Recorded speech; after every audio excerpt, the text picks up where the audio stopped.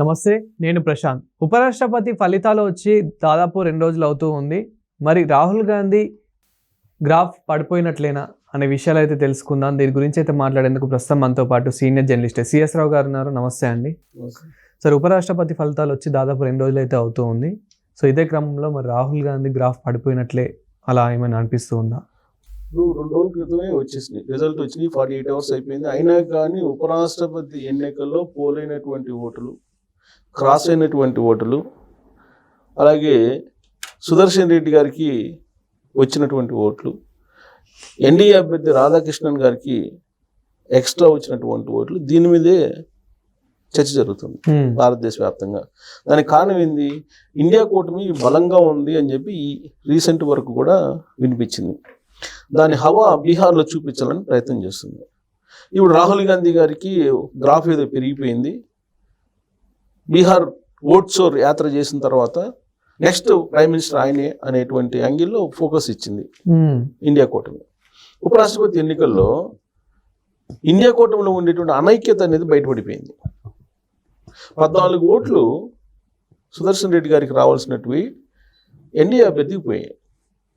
యాక్చువల్గా 422 మంది మాత్రమే ఎన్డీఏకి అటు లోక్సభలో కానీ ఇటు రాజ్యసభలో కానీ ఉంది. కానీ ఆయనకు ఎంత వచ్చినాయి? 452 వచ్చినాయి. మరి ఎలా వచ్చినాయి? ఎవరు వేశారు ఇవన్నీ అంటే, ఇండియా కూటమిలో ఉన్నటువంటి వాళ్ళు ప్రధానంగా బలమైనటువంటి పార్టీలు ఇండియా కూటమిలో ఏంది?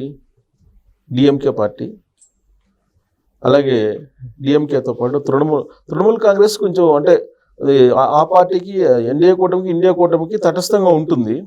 బట్ ఇండియా కూటమికి ఎక్కువ మొగ్గు చూపుతూ ఉంటుంది తృణమూల్ కాంగ్రెస్. అలాగే శివసేన థాకరే పార్టీ ఎన్డీఏని పూర్తిగా వ్యతిరేకించినటువంటి వింగ్ అది. మరి ఈ పార్టీల నుంచి ఇప్పుడు వైఎస్ఆర్ కాంగ్రెస్ పార్టీ పైకేమో ఎన్డీఏ అని చెప్తుంది, లోపలేమో ఇండియా కూటమిలో ఉండేటువంటి వాళ్ళకి ఓటింగ్ ఒకళ్ళిద్దరు చేత వేయించారు, ఓట్లు క్రాస్ అయినాయి అనేది ఒకటి వినిపిస్తుంది. ఇప్పుడు ఇంత అసలు 14 మందిలో ప్రధానంగా ఇండియా కూటమికి ఇవ్వాల్సినటువంటి 14 మంది ఎంపీలు, ఇండియా కూటమి అభ్యర్థి సుదర్శన్ రెడ్డి గారికి ఇవ్వాల్సినటువంటి 14 మంది ఎవరు క్రాస్ చేశారు అనే దాని మీద ఒక పెద్ద చర్చ జరుగుతుంది. ఎవరు క్రాస్ చేస్తుంటారు అనేది తృణమూల్ కాంగ్రెస్ వాళ్ళు చేశారా? తృణమూల్ కాంగ్రెస్ నిర్ణయం ఏం తీసుకుంది? ఇండియా కూటమి అభ్యర్థికి ఓటు వేయాలి, సుదర్శన్ రెడ్డి గారికి ఓటు వేయాలని చెప్పి నిర్ణయం తీసుకుంది. కానీ క్రాస్ అయిన తృణమూల్ కాంగ్రెస్ పార్టీ నుంచి అని అంటున్నారు. ఇక డిఎంకే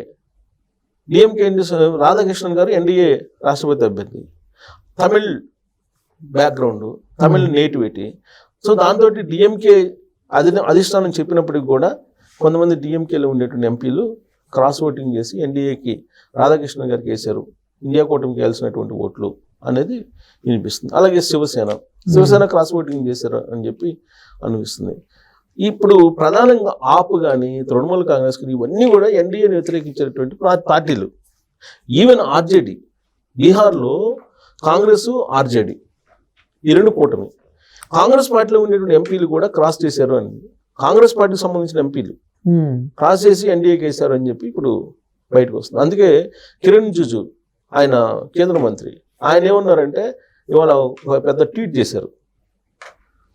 ఇండియా కూటమిలో ఉంటూ రాధాకృష్ణన్ గారికి ఓట్లు వేసినటువంటి ఎంపీలకు ధన్యవాదాలు అని చెప్పేసి ఆయన ఒక ట్వీట్ చేశారు. కేంద్ర మంత్రి అంటే ఎన్డీఏ కదా, బీజేపీ. ఆయన ఒక ట్వీట్ చేశారు.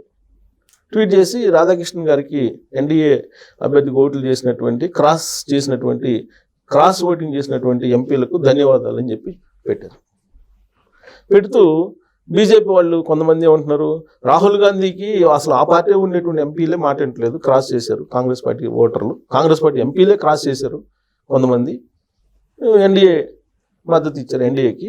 ఇంకెక్కడుంది రాహుల్ గాంధీకి గ్రాఫు? ఇప్పుడు బీహార్ వెళ్ళేసి బీహార్లో మొత్తం నేను మార్చేస్తాను, బీహార్లో నేను గెలిపిస్తాను, బీజేపీని నేను పడగొట్టేస్తానని చెప్పేసి ప్రచారం చేస్తున్నారు. అసలు ఆయన గ్రాఫ్ లేదు.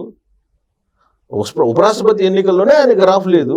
ఇంకా నువ్వు గ్రాఫ్ లేనటువంటి అతను బీహార్ ఎన్నికల్లో కీ రోల్ ఏం పోషిస్తారు అనేటువంటి ప్రచారాన్ని ఇప్పుడు బీజేపీ వాళ్ళు ఎత్తుకున్నారు.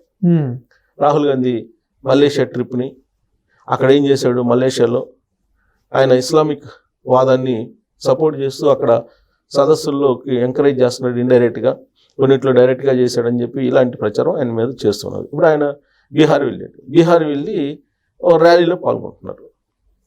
అక్కడ ఎలక్షన్ ఇంకా షెడ్యూల్ కూడా రాలా, కానీ ఆయన ర్యాలీలో పాల్గొని బీహార్లో అక్కడ ఆర్జేడీ కాంగ్రెస్ పార్టీ కూటమిని గెలిపించాలనే ప్రయత్నం చేస్తున్నారు.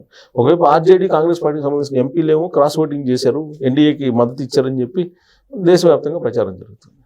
ఇలాంటి పరిస్థితుల్లో రాహుల్ గాంధీ గారి గ్రాఫ్ పనిచేస్తుందా బీహార్ ఎన్నికల్లో అనేటువంటి చర్చ ఒకటైతే, ఇప్పుడు సుదర్శన్ రెడ్డి గారు ఇండిపెండెంట్ అభ్యర్థి, ఆయనకి ఇండియా కూటమి మద్దతు ఇచ్చింది. ఇండియా కూటమి మద్దతు ఇవ్వడంతో ఆయనకి 300 ఓట్లు వచ్చాయి. కానీ రావాల్సినటువంటి ఓట్లు 342 యాక్చువల్గా అయితే ఆయనకి 342 ఆ ప్రాంతానికి రావాలి, కానీ 300 వచ్చినాయి. మరి ఆ 42 మంది కూడా ఇవాళకి కూడా మరి ఎన్డీఏ అభ్యర్థికి మద్దతు ఇచ్చారు కదా. లోక్సభలో రాజ్యసభలో కలిపి 422 ఉంది, 452 వచ్చినాయి ఎన్డీఏ అభ్యర్థికి. అంటే నరేంద్ర మోడీ గారి యొక్క నాయకత్వం, నరేంద్ర మోడీ గారి ఆధ్వర్యంలో ఉండే ప్రభుత్వం మరింత స్ట్రాంగ్గా ఉంది. అపోజిషన్లో ఉండేటువంటి వాళ్ళు కూడా అధికార పక్షానికి మద్దతు పలికేలా వ్యవహరిస్తున్నారు అనేదానికి అది నిదర్శనం.